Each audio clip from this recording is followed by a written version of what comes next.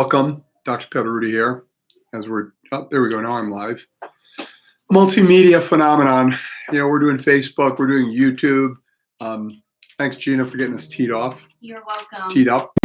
Good luck. Thank you. Welcome. We're not teed off. We're happy here. Isn't everybody happy? Yeah, I'm climbing the walls. So I was locked in and couldn't get to the gym, right? The two things I do in my life recreationally, I like to go out to eat and I like to go to the gym. 0 for 2. Everything's closed. So I found this little corner park near my house. I hadn't seen another human being there in 5 years. I drive out every day. Not a human being. It's desolate. And I started working out there until I drove by one day and I saw yellow police tape. Stay away. It's been closed. Oh my goodness. So now I'm in my backyard desperately trying to do push-ups. I always wondered what it would be like when I acquired some kind of devastating illness and then had to watch as my body withered. I always wondered, what would I do? Would I stay around for the final act? Well, I'm getting a foreshadowing of it. I know we're all suffering. I'm kvetching, but it feels good to have somebody listen. Thank you for being there for me. I'm Dr. Steve Pederuti today. We're coming to you live from the Drip Bar in Warwick, Rhode Island, that epicenter of functional health, of infusion-based therapy. That's right, IV infusion-based care and anti-aging treatments that we promote here at Intellectual Medicine. Why? You say, why do I do anti-aging medicine? The question should really be, well, why not? I mean, who wouldn't? Why wouldn't we do things that alter the arc of aging? So we're going to talk about a few medical topics. They took Zantac off the market. It's gone. Nobody should really miss it, but we'll circle as to why they took it off.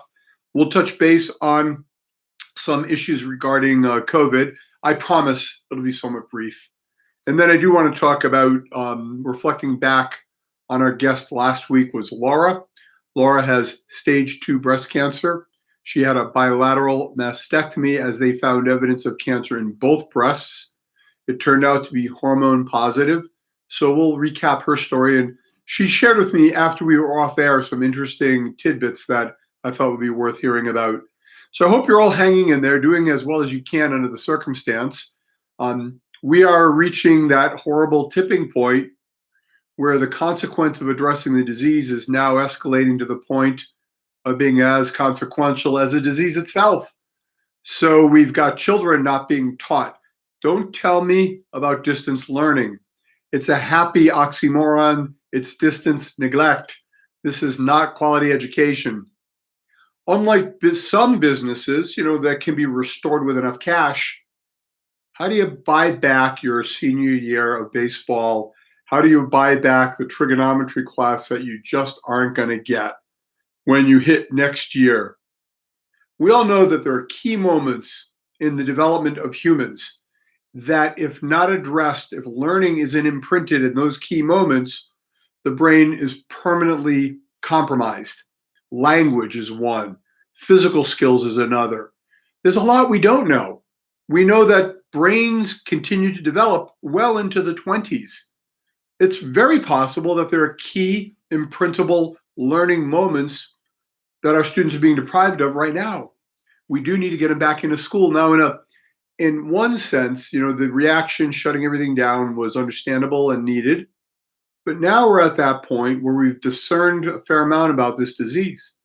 The people at risk, over half, based on my count, are nursing home patients. They are at risk for everything. They need to be loved and cared for, but not necessarily create public policy with that exclusive focus. And I'm suggesting that that's being done. But when those kids go back to school, some people are going to argue they shouldn't because they can bring germs home to grandma. It's not a generational binary decision. Here's what's certain, folks. When they gradually open up the economy, there's going to be some bumps in the infection spreading. There's a no-win solution here. You can't wait for the whole epidemic to go away because it's not leaving anytime soon. We're at least a year away from immunization if we ever get one. Remember, coronavirus is the same type of virus that causes the common cold, different variety of it. It's possible we may not come up with an immunization. And the best we'll be able to do is cope. Hope that we get that herd immunity and continue an elevated level of personal hand washing and hygiene. The masking makes sense, so we just do it. Hand washing makes sense, so we just do it. Staying in your home doesn't make sense. There's not going to be a germ that blows off the wind and hits you in the face when you walk outside your door. Avoiding crowds makes some sense depending on your level of risk. Those blood tests are on the way. They are going to be imperfect, but helpful. So when the blood test arrives, remember the truth of just about every test in medicine. There are false outcomes, and therefore you can't just rest fully upon them. You do need to have some reflective input. False outcomes happen commonly, and they can mislead us. I'm happy the test is coming. We're going to have it here at Intellectual Medicine. We expect to have one of the FDA-approved tests in-house by next week. That will give us a quantitative measurement of the antibodies against COVID-19. So what can you do when you're sitting at home, and how does it tie into anti-aging? Well, I just told you the nursing home folks are at the greatest risk. It has to do with aging, or does it? There's something about getting older that makes your immune system not work so good.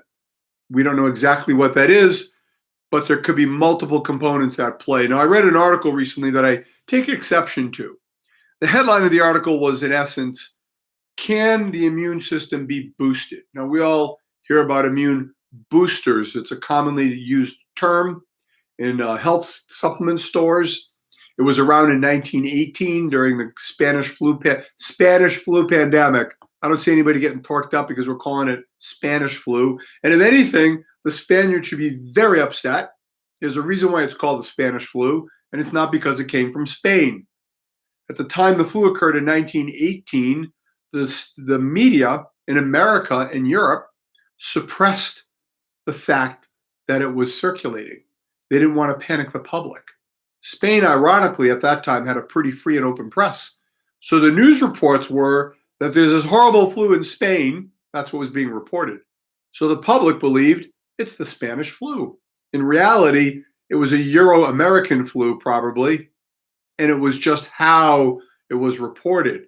So there are a couple of lessons that come out of the Spanish flu story. One of them is the reporting affects perception, public perception. And the reporting can be ruined, censored, guided, and even populated by people with political interests. Are we seeing a little bit of that today? Maybe, right? It's a flu. It doesn't come in denominational stripes. It's hitting everybody. Are we all upset that our powers that be, from China to Italy to America, didn't do a better job of getting ready for this? We should be. Bill Gates called it in 2015, back when H1N1 occurred. Why do we not have masks? And why can't we make enough? Why are we tying bandanas around our face, which are proven to be, in a study done in a hospital setting, inferior to surgical grade masks? I mean, it's the best you can do. It's like wearing a barrel because you don't have any clothes. I'm not saying you ought to abandon it, but there's a reason we don't have masks. And it goes something like this. The domestic manufacturer of the masks, back during the last pandemic, which was only around 2009, it was H1N1. There was a surge demand for masks. He ramped up production. He's the biggest manufacturer in America. Hired 150 people, bought new equipment, and churned out masks. Once the pandemic was over, nobody would buy his masks. They all went back to the foreign suppliers because they were a couple of pennies cheaper. Guy almost went bankrupt, had to lay everybody off, had to retool his factory, survived, and is making masks today. The United States government, as he bids for contracts, awards those mask contracts to foreign manufacturers. Would we allow bullet manufacturing to go overseas? Of course not. When the war happens, you got no weapon to fire. The war, folks, is the pandemics, plural. It will happen again. This is a big one, but there'll be another one, probably within 10 or 12 years. There'll be a really, really bad flu, like the H1N1, like the swine flu, are we going to be ready? Are we going to have learned that it's in the national interest to manufacture these critical components of our infrastructure domestically so that our Navy doesn't get crippled? We're ready to fight a war, but are we ready to fight this war? We were not. So now we're paying that consequence, a closed economy.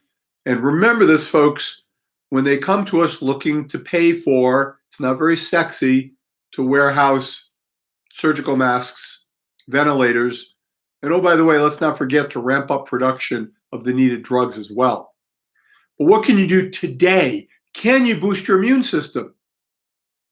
The conventional standard medical answer would be no, that's all snake oil. By the way, snake oil comes from that Spanish flu pandemic time. It was actually a thing.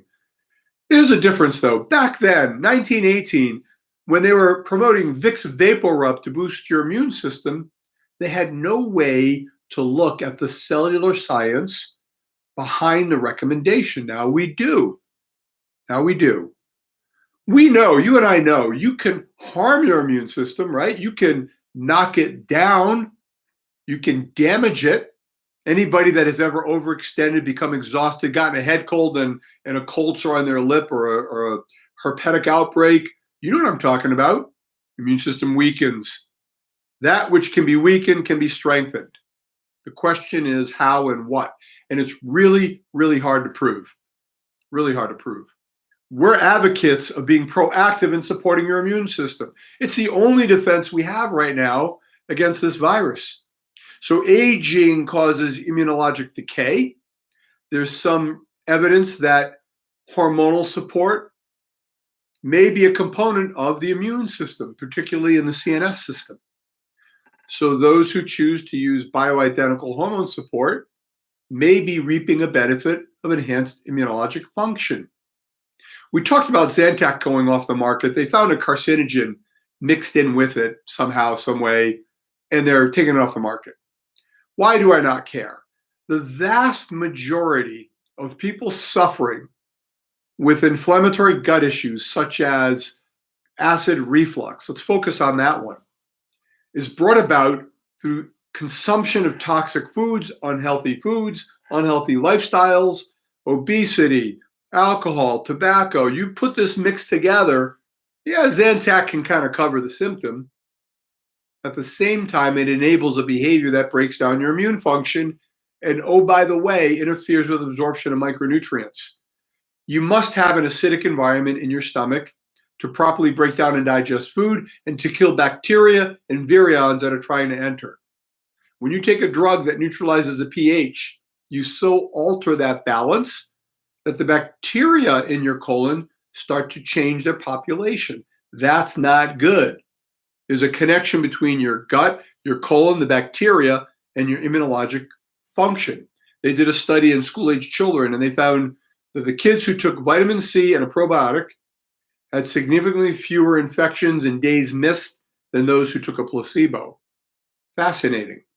The Cochrane Review, one of the most respected mainstream medical review entities, looked at zinc, and they found that zinc reduced the duration and intensity of the common cold.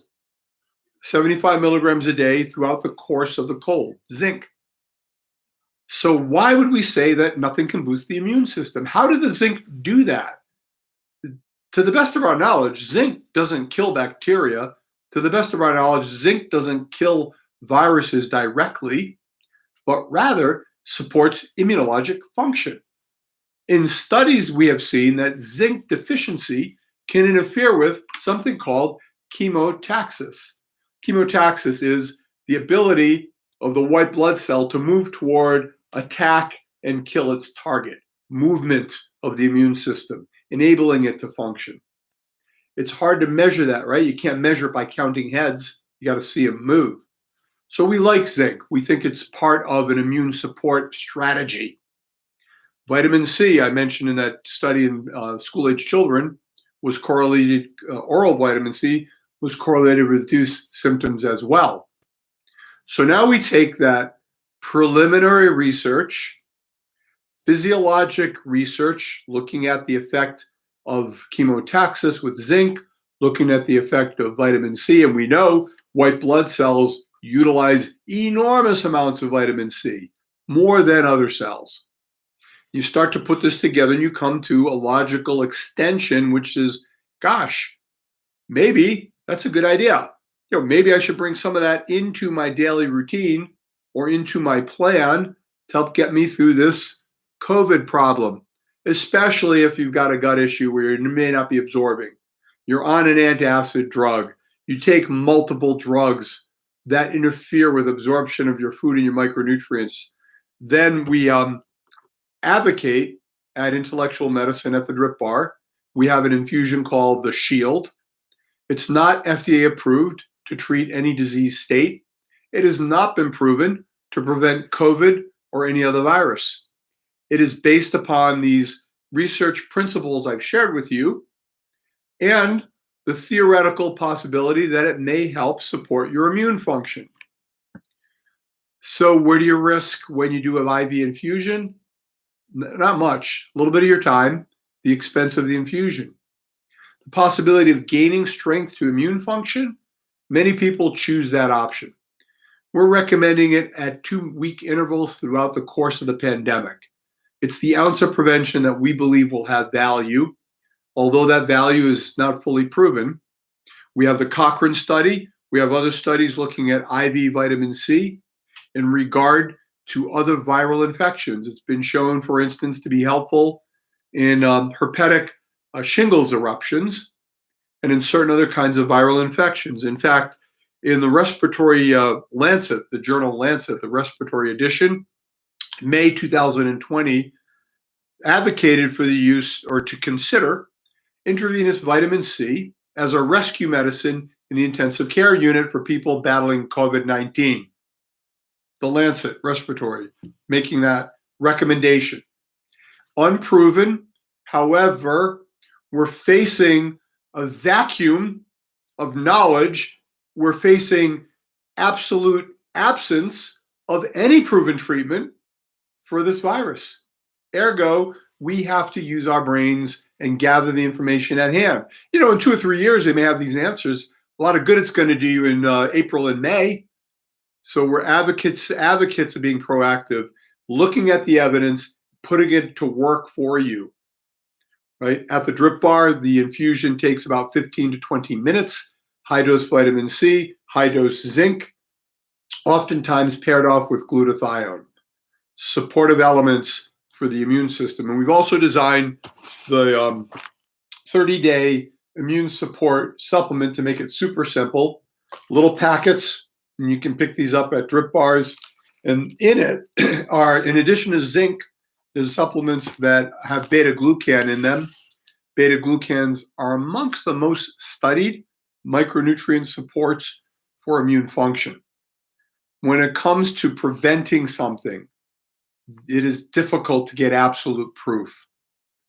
The absence of proof of benefit, however, does not prove the absence of benefit. It simply compels us to be thoughtful about making cause and effect judgments. We're keeping data on this currently. At Drip Bar, everybody that gets an infusion of the Shield goes into our registry. We are tracking the clinical consequence of that to see, are they going to get coronavirus or not? We're going to have that information in the months to come. But I feel it's incumbent upon us to do that, to make sure that we're doing our due diligence so that our theories get validated or invalidated, but either way, that we're looking at them honestly. We talked last week, I did want to talk a little bit about our cancer patient. This goes into that same space, which is the space of the unknown, but the promising and the theoretically plausible, and the preliminary science support suggesting possible merit. Whenever there's an entity for which there's no clear, safe, and universally endorsed remedy, then we all engage our own brain, right? You go to the internet and research stuff. Laura did that when she was with me, and last week she's a patient who has had stage 2 breast cancer, surgically removed. She did not go on chemotherapy. It was not felt to be worth it based upon her oncologist. So, step one, if you're facing something, anything, serious consequence, get a solid medical opinion. If it's cancer, talk to your oncologist. If it's heart disease, talk to your cardiologist. The role and the place of drip bar medicine health support is not to take the place of your docs, but rather, it's our hope that when you take charge of your health, when you address your cellular well-being, your likelihood of getting sick and requiring those high medical services will be diminished. That's our hope. That's the possibility. That's the unproven factor that drives drip bar that we continue to monitor and track. Cellular health. So Laura decided not to stay on her hormone blocking therapy for her breast cancer, even though she's well aware that it increases her risk of a relapse. Now, why would an intelligent, well-read person make such a choice?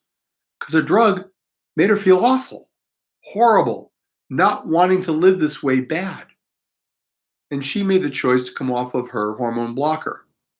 Now, because she's in the community of women fighting breast cancer, she shared with me something fascinating, maybe humorous, and a little bit sad.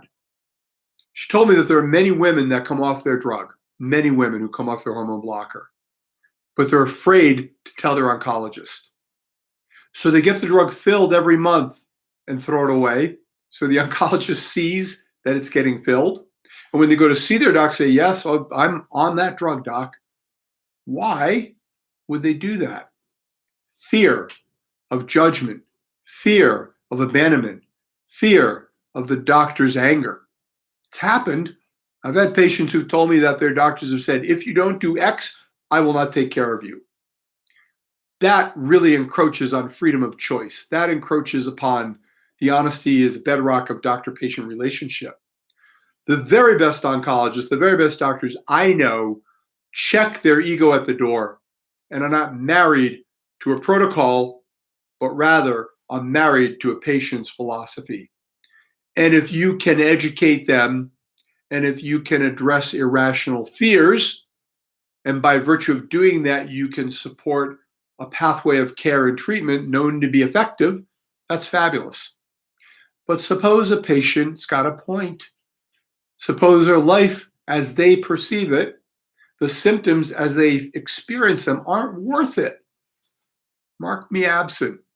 I was talking with some doctor friends, and he was very distressed because a friend of his, a physician friend, was suffering with symptoms of COVID and would not go to the hospital, an older physician.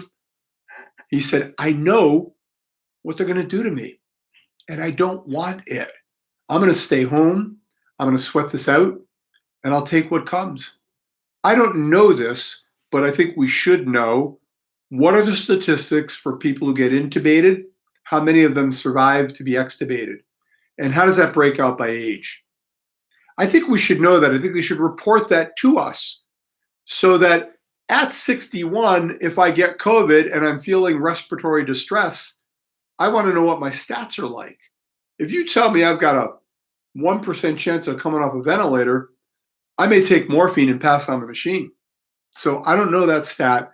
I'll try to find it out for you and report it at next week's conversation. But let's talk a little bit more about collateral damage. So we talked about Laura, about her use of high-dose vitamin C, her decision to use treatments that are not proven, that are not FDA approved, that may not, in fact, help prevent her cancer from relapsing, but are known to be safe, don't cause side effects to her, and have scientific evidence supporting their toxic effect against cancer cells. Kind of like what we're talking about with the viruses. So we see patients and they have been doing infusions and supplements, and they say, by golly, I haven't gotten sick in a year, I feel great. Coincidence or cause and effect? A tough question to answer. But here's one that I'm concerned about with collateral damage. The rate of heart attacks is going up, and people calling 911 and dying from cardiovascular compromises is going up during this pandemic. That disturbs me because patients are being given the message, right? Don't go to the hospital. It's a dangerous place. And don't go to your doctor's office if you're sick. When did that ever become a thing? When did you ever say to anybody in the history of mankind, if you're sick, don't go to the doctor. Just stay home and hope for the best. You have a cough. If you're a heart disease patient, the cough could be heart failure. You have a cough. If you have chronic lung disease, it could be your lungs acting up. But don't go to the doctor because you don't want to catch or spread COVID. We need a better approach. We encourage in our practice that if you're not well, you call us, you arrive with a mask, pre-notified, so we can meet you with a mask, clear the space, put you in an isolation room, and figure out the problem. It's a little time consuming, but it's our duty when we are in the healthcare field to see sick people. You cannot choose not to engage patients with symptoms because you're worried you may get sick, in my opinion. It's an opinion. It's like a firefight. I'm not going to go in that building. It's on fire. I may get burned. It doesn't make sense to us. So we're encouraging our colleagues in medicine. It's a little different. Stay open. Try to be there for your patients. I know it's really hard, right? There's a dearth of protective equipment. Doctors are small businesses, many of them, and they're suffering just like the restaurants and others. The hospitals are suffering. Right? We do need to get our economy back because people will start to quite literally decompensate and die, and the economy won't come back. How many of those heart attacks are from stress? People worried about paying their mortgage. So in the face of symptom, if you perceive it to be a COVID symptom, get some medical feedback telephonically, from your doc preferably. What we need to do is get this testing available in doctors' offices instead of having to drive to central locations. I know that's a universal goal and we're moving towards it. So thinking about concluding today's segment, the topics we focused on really had to do with immune support, the aging immune system, the philosophy of anti-aging medicine, that being, let's do things to alter the normal progression of aging. Let me rephrase that. There's nothing normal about aging. Aging is a disease state unfolding that we should be actively searching for remedies from. So let's call it this, the historical pattern of aging. Nothing says your brain, your bones, your muscles, your libido, your memory, nothing says all that has to fade. We need to figure out why that occurs and help to address it right now, like we're doing with immune function.